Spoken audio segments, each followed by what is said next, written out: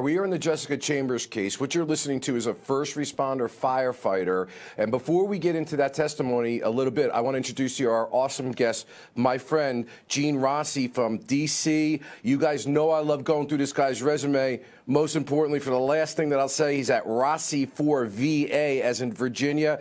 He has tried over 110 trials. He's got multiple awards, trained over 1,000 prosecutors, and the most impressive credential we're adding to, 40-point game as an all-state basketball player in high school, and a 41-point point scoring in one game, all within like the week or two. How you doing, Gene? Wow, I feel pretty good. Thank you for having me on again. Okay, guys, we got to go right to another case real quick. Possible mistrial in the EM case. Let's go to it. Sorry, Gene.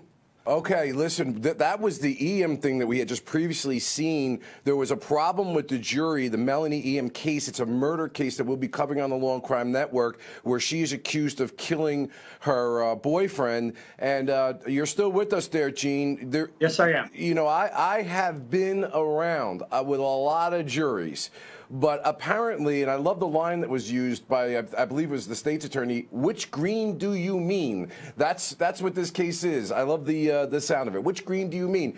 So an alternate juror that was agreed to was a green, came up and sat as an alternate juror, was sworn in, but it wasn't the real green that was called, and nobody said anything. The Greens didn't say anything. The judge didn't pick it up. The lawyers didn't pick it up. And why is this important? Because right in the middle of a trial with only 6 jurors that are being used in this case, one of the jurors tells the court, I can't do this anymore. I'm emotionally, unable to continue. And after questioning by the judge, both sides agreed the person had to be removed. So that alternate juror, which green do you mean, had to now go in and sit in that seat. But that creates a whole matzo ball of problems, because that wasn't the person who was actually called and agreed to by the parties. Eventually, they worked it out. Gene, what's happening?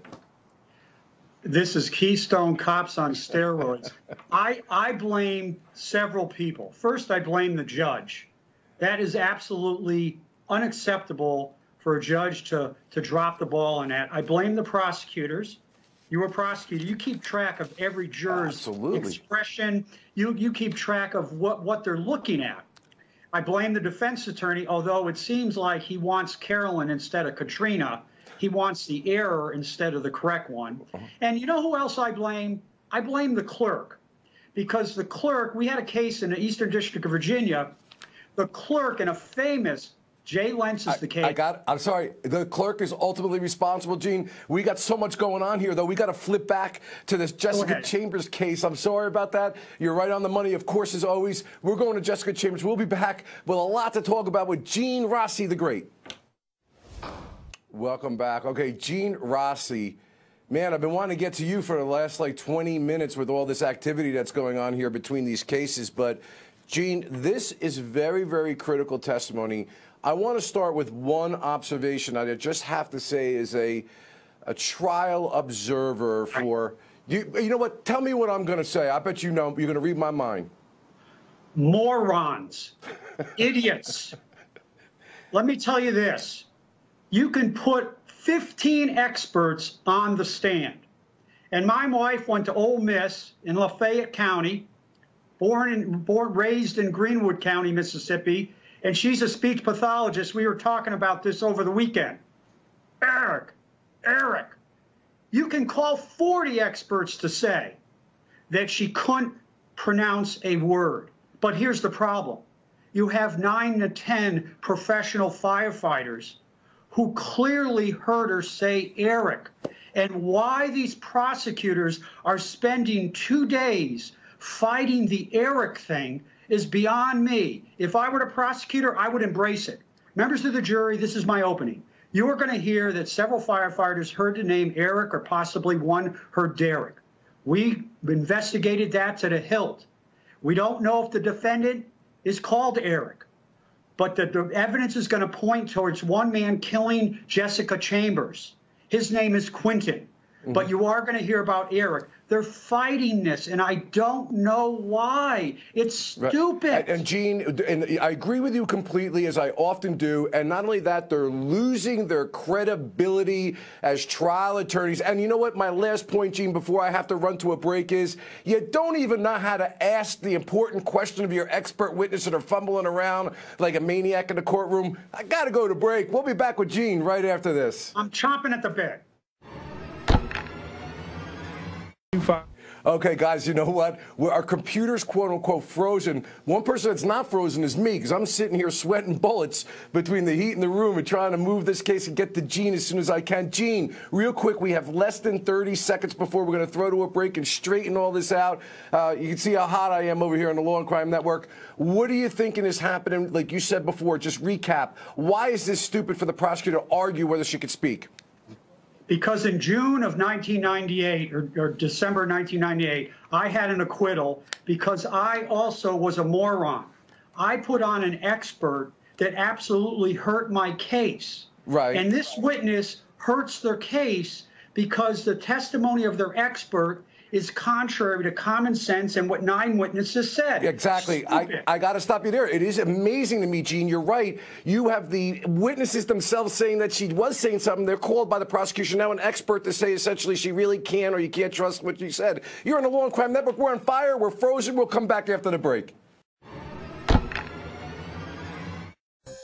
Okay, welcome back. Listen, we've been covering a lot today, and our producers are doing a great job at rolling with the punches here. One of the cases, Melanie Eam, just started in Florida versus her murder of her boyfriend. That's what that case is. We had a very interesting development with a juror that had to be excused and a replacement of an alternate juror that wasn't even supposed to be sworn in as an alternate juror. The court and the attorneys finally squared that one away.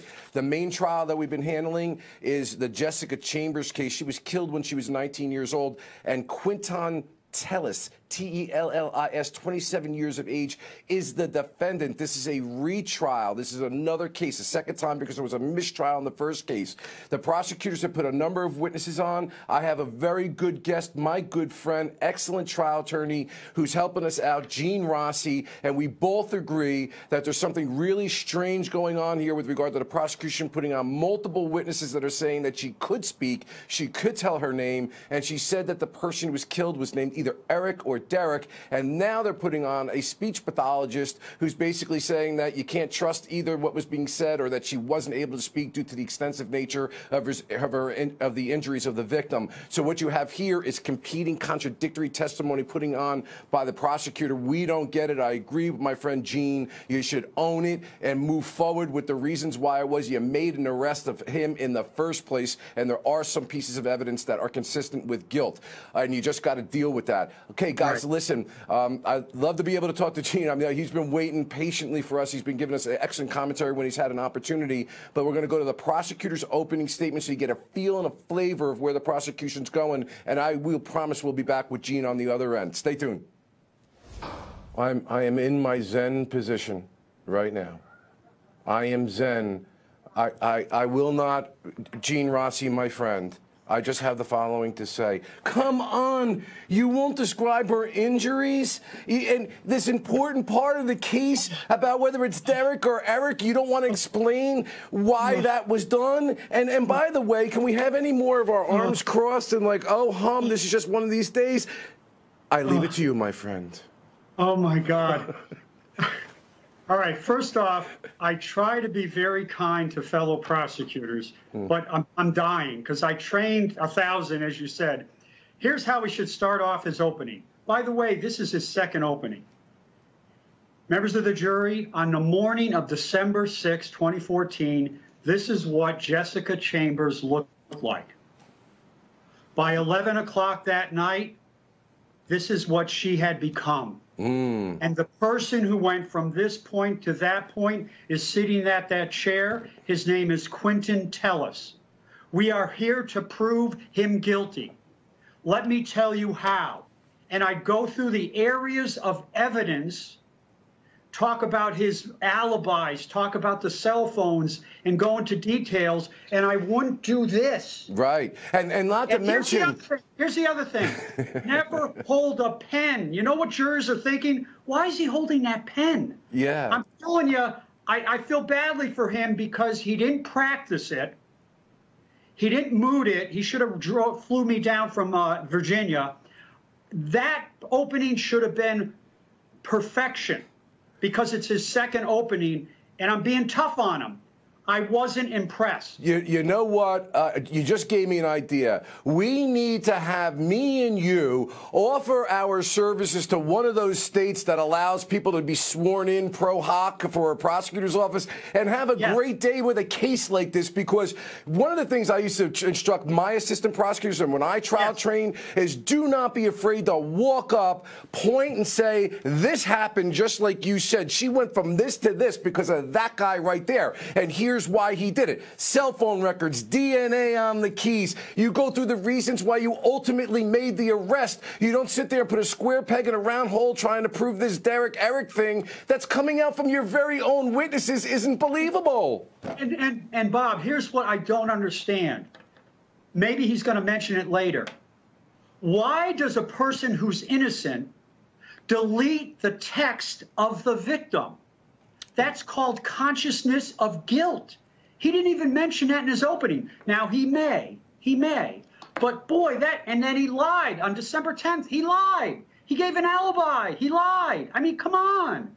Now, depending on the case law, they may not let him say that, but I would say he wasn't truthful. Right, yeah. Listen, it's just quite amazing. And I hate to be critical, too, because every case is different. But there are some things that you can see that are just so outside, you know, the boundaries here. And they got to prove this case on a retrial again. And, you know, you have to wonder at a certain point in time how this is being bungled, including the investigating officer who doesn't even cordon off the secondary crime scene in the case, even though the paramedics had told him that. But listen, Gene... I got to add this. How many times did you hear in the opening the phrase Jessica Chambers? Yeah. She got murdered. Yeah. He's talking about Cole and this and that. It's about Jessica. And you know as well as I do, my friend, I don't know what the rulings are specifically by the court with the introduction of those photos, but I can tell you, having tried arson homicide cases, they're not pretty. So I'd like to know if the judge restricted them from doing that. In any event, you're at the Law&Crime Network. I'm with Gene Rossi. We're covering all these cases. I love being on with my friend. We'll be back very shortly on the other end to discuss more of the case. Okay, the soothing materials have worn off. I'm back with Gene Rossi. Gene, I'm taking a deep breath, though, of happiness and adulation and joy as a simple country trial attorney that you have a defense lawyer that is sticking daggers in the prosecution's case by using the prosecution's very witnesses to dispute the thing that they refuse to give up. What are you thinking here, Gene? What I'd like to know is, in their opening, the government's opening, did they acknowledge that they're going to call an expert? Because Mr. Hale, or I think it's Hale, mentioned we got all these witnesses that say Eric, and did he tell them, but we're going to call an expert that says she really didn't say Eric? But I got to compliment Darla Palmer, I think that's her name. Her demeanor, her approach, her sincerity is very genuine, and you can't put any money on that. And the other thing is this, she showed more compassion for Jessica Chambers than the prosecutor. Yeah. I was thinking she was going to hold up a photo of her. But excellent point. Here's what she did. You can't. She attacked the prosecutors by saying you can't feel what happened. You can't speculate. This is not a case of guessing. She walked and she talked. That's simple. I do got to add this, and I'm going back to the prosecutor. I think of T-ball trophies. You get a T-ball trophy for trying hard. The prosecutor was talking about how they had meetings and they looked at all these people, they tracked everybody down, sort of saying, at the end of the day, jury, give us a T-ball trophy because we tried really hard to put on this case. That's not how it works, folks. Well, you know, that's not how it works. And Gene, I'm going to tell you something. I've done enough with this prosecutor, so no mas anymore for me on that level. But here's something he said that I think is really unfortunate if you're skilled and seasoned. Well, the defendant lied. Well, you know what? I had one of the best guys in the business that was a homicide investigator, and he said virtually anyone who is a subject of a target of an investigation of this nature, may be doing wrong things, can lie for all sorts of reasons, because you know what? I know that I was the last one with her, and I'm going to be the guy pointed out. That was a stupid argument to make in light of the information about the Eric and Derek scenario. Guys, Gene Rossi's with me. We're killing it on this case to Chambers. We're going to be back on the other end. Stay tuned. Thank you.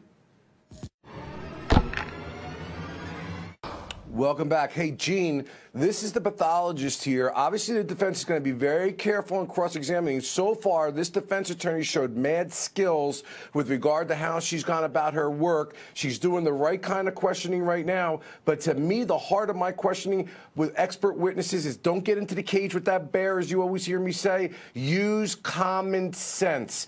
Go to the witnesses that the prosecution themselves have put on. Firemen, EMTs, all who were able to say she was able to speak. Would that be an approach you would take? Yes, and what I would have done with her is, and she's a fabulous witness, Dr. Barnhart, and I would have said, are you able to tell, and I don't care what the answer is, are you able to tell if she would be able to talk, given what you have done in this autopsy? And regardless of her answer, my next question would be, well, did you talk to Cole Hooley? Did you talk to the 9 people who said she said Eric?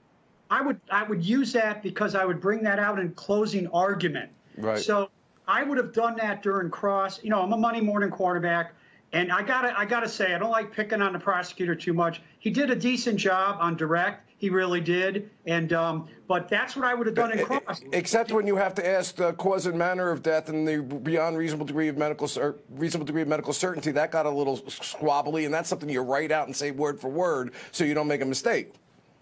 I agree. I agree. Yeah, but listen, with this expert, she is very good. She's not going to spoil her credibility, in my opinion, by common sense, practical, investigative information that she probably didn't have available to her. Hey, Gene Rossi, you are the best. I love being on with you. I hope we are back again.